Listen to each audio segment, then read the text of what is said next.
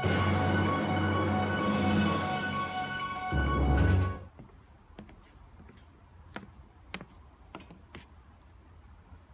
aften Danmark. I dag vil vi informere jer om et nyt tiltag for LIFE-projektet.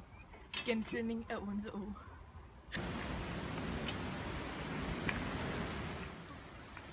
Siden 1970'erne har der været tanker om genslyngning af Odense Å og gendannelsen af vådområdet i Ådalen.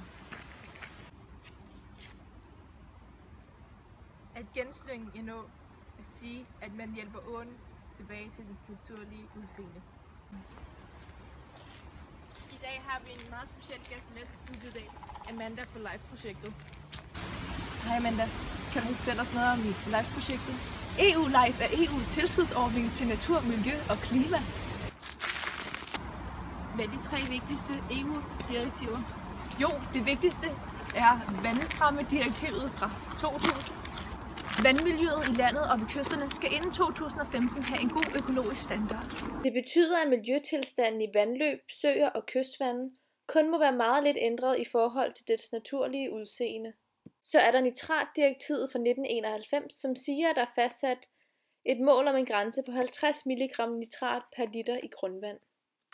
Og til sidst er der pesticiddirektivet fra 2009, og de foreskriver passende foranstaltninger. For eksempel har de foreskrevet foranstaltningen oprettelse af randzoner af passende størrelse til beskyttelse af vandorganismer. Hvem er interessenterne? Jo, for det første så er der landmændene, og landmændene vil helst have, at vandløbene er lige, så de har mere styr på den, og så den ikke bevæger sig og ødelægger deres marker. Så er der også fiskerne, som ikke kan fiske fisk, hvis fiskene er døde på grund af iltsvind. Og så er der også beboerne ved Odense Å. Grunden til, at vi ikke vil have nitrat i Odense Fjord, er, at nitrat i en større udledning er en lige så større planteplanktons-produktion. Sollys giver næring til algerne, så der bliver flere af dem. En større planteplanktons-produktion gør vandet uklart, så solen ikke kan nå ned til bunden. Hvilket fører til, at de bundlevende planter og dyr forsvinder på grund af iltsvind. For eksempel som den tykskallede malermusling. Iltsvind forekommer også, når algerne dør og falder ned til bunden.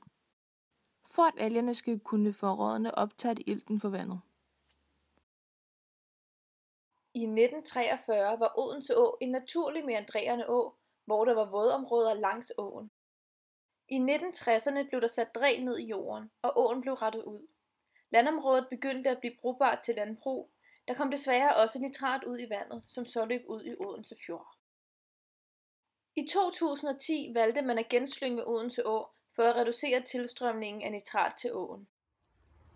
Hvad forventes af projektet? På baggrund af beregninger ud fra erfaringstal forventes en kvælstofomsætning på 60 tons per år ved områderne omkring vådområderne langs Odense Å og Ulvebæk. Farvel og tak for nu. Vi ses i næste uge.